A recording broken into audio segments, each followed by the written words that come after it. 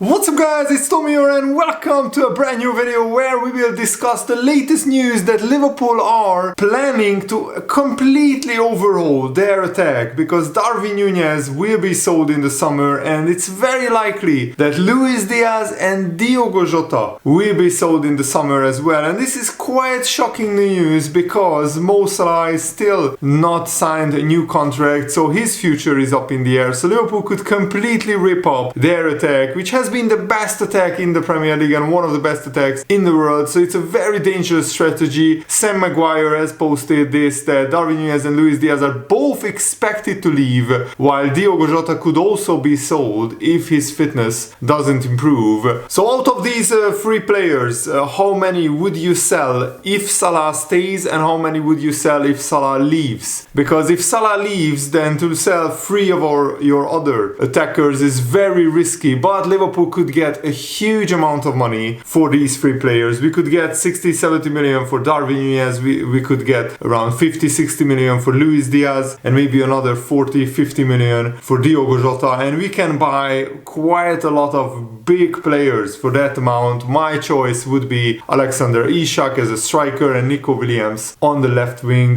to alternate with Cody Gakpo. And Sam Maguire writes that the futures of the big three, Van Dijk, Salah and Trent Alexander, still up in the air, and the new left back is inevitable with links to Milos Kerkez, Ryan Ait-Nouri and Alvaro Carreras. And there's been talk of a new midfield arrival after missing out on Martin Zubimendi. You know, the goalkeeper situation, I think it's pretty much sorted. Kelleher has made no secret he wants to play first team football, but Mamardashvili and Alisson will be Liverpool's first and second choice goalkeeper. And Mamardashvili was recently caught on camera speaking to Ferran Torres after Valencia played Barcelona, and when he was asked why he was still with Valencia, he stated it was because of Alisson. So maybe Alisson's future is uncertain as well. If Mamardashvili arrives in the summer, the implications is that Alisson could leave. But Alisson said that he's happy and he wants to at least see out his contract, maybe extend his contract, and his contract runs until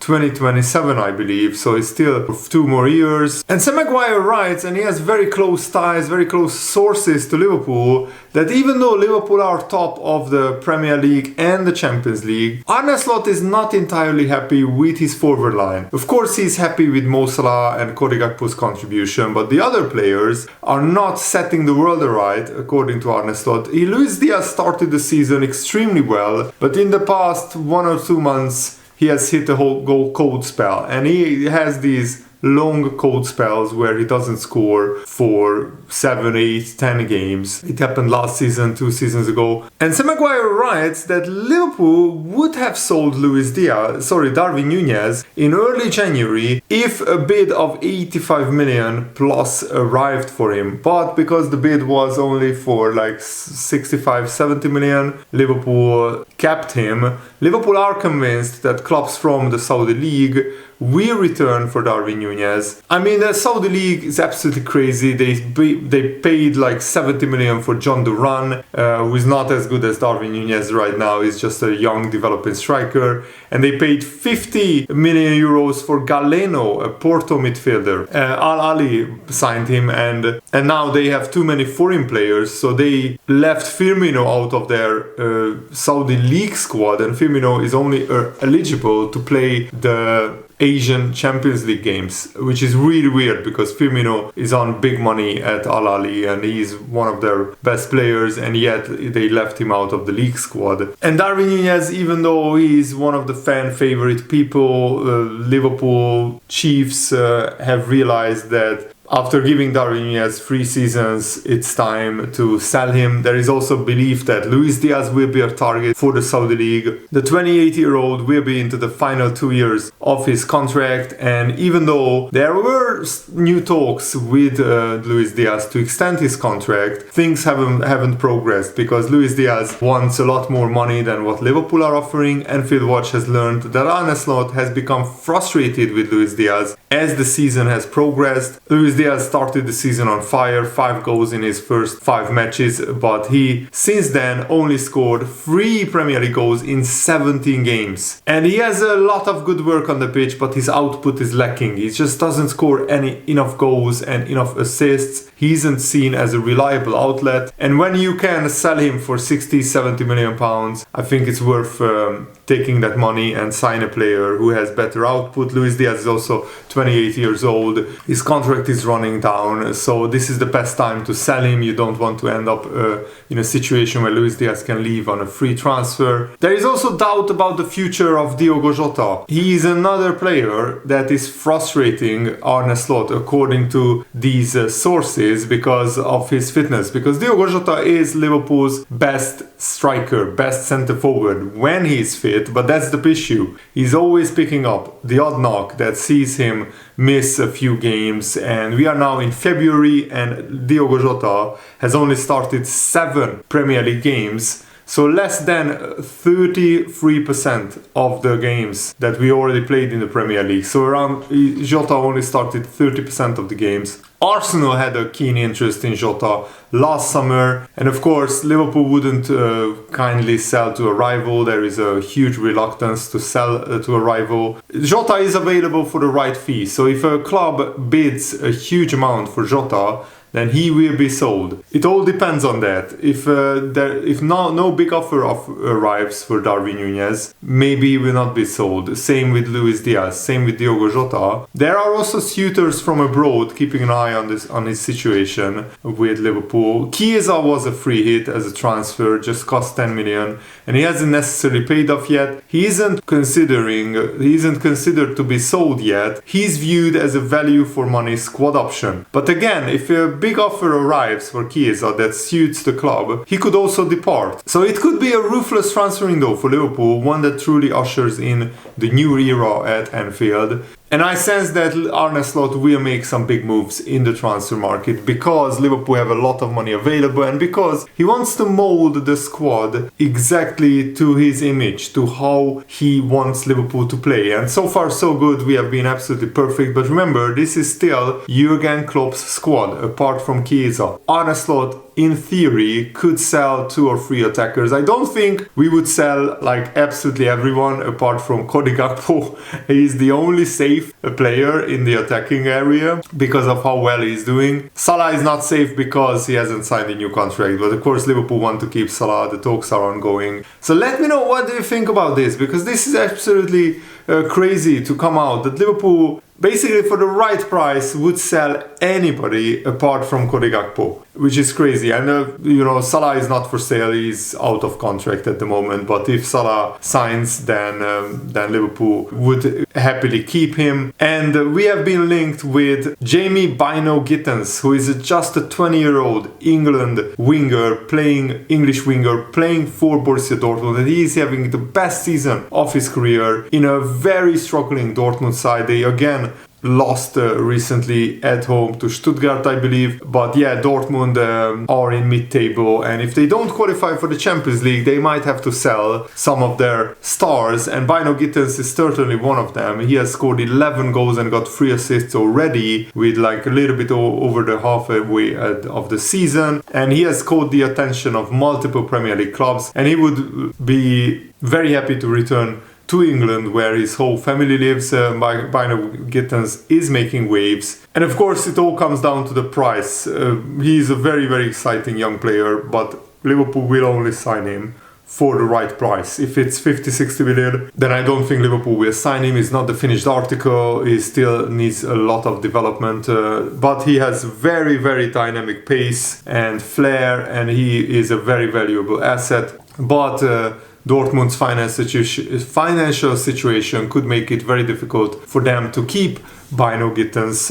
If they don't make the Champions League, then Liverpool are interested in Bino Gittens, but Man United and Chelsea are also in the hunt. And Bino Gittens is a left winger, so he could be the Luis Diaz replacement, but I want Nico Williams of Athletic Bilbao. He would be, of course, a lot more expensive, but a lot more exciting of a player. Arne Slot has a preference for adaptable young talents who can be molded into his tactical system, and adding Bino Gittens to the mix, could provide that. Matthijs Tel is already at Tottenham, and Xavi Simons is attracting Premier League interest, but he just recently signed officially for Leipzig after being there on loan from Paris Saint-Germain. So Liverpool's transfer strategy in recent years has leaned towards acquiring young promising talent and developing them into first team players, and Bino Gittens fits that mold absolutely perfectly. And Liverpool will keep getting linked to these left wingers. And remember, we almost got rid of Luis Diaz last summer and brought in Anthony Gordon. At the last minute, Newcastle could sell 2 other players, so they met the PSR financial requirements to not breach them. And that's why they didn't sell Anthony Gordon. That's why they didn't pull the plug on this. That's why they pulled the plug on the deal. But remember, Anthony Gordon would have signed for Liverpool, and Luis Diaz probably would have been sold. Anthony Gordon would have been signed, and Joe Gomez would have went to Newcastle. Plus, we would have paid another like 30 million on top of that, or 35 million, something like that. Anthony Gordon is definitely on Liverpool's radar, but I think if we want to go for one Newcastle player, it should be Alexander Isak. If we could sell Darwin Nunez for 70 million and Luis Diaz for 50-60 million, then I would happily pay 120 million for Isak. He's that good. And yes, he had some injury problems, but when he's fit, he's the best striker in the world right now. So Bino Gittens has 7 goals and 4 assists in just 20 games for Dortmund. And Liverpool fans might question whether resources should be directed elsewhere. Defensive reinforcements should be signed, like a new left-sided centre-back, a new left-back, a dynamic central midfielder could provide more balance to the squad. Maybe Endo and Tyler Morton will be sold, and that will fund a new midfielder signing. Competition from Premier League rivals could also be a sticking point. Chelsea and Man United are interested in Bino Gittens as well. Here is his career so far. So in 17 games in the Bundesliga, he has 7 goals and 3 assists, and he scored 11 goals in total and 4 assists. And this is his first breakthrough season, because previously he was mostly a substitute. This is the first season where he's starting regularly. Last season he only scored 2 goals and 5 assists. So as I said, Bino Gittens' price needs to be right for Liverpool to be interested in Bino Gittens. And I also wanted to talk about Liverpool's fantastic injury record, because Liverpool's record with injuries this season is better than all seasons under Jurgen Klopp, apart from one, the season where we won the Premier League title. So here are the games that Liverpool players missed through injury. And as you can see, the 22-23 season where we finished 5th, we were absolutely decimated with injuries, and last season we also had a lot of injuries. But the season when we won the Champions League and the Premier League, no coincidence that we got 101 games missed through injury in 2018-19. And remember, that season I think we finished with 97 points and didn't win the title, and the next season we finished with 99 points and won the title. Then we had a very injury hit season where the 2020-21 season was when all 3 of our centre backs were injured, so we had to play like Reece Williams and Nat Phillips at the back. And last season also we had quite a lot of injuries, the third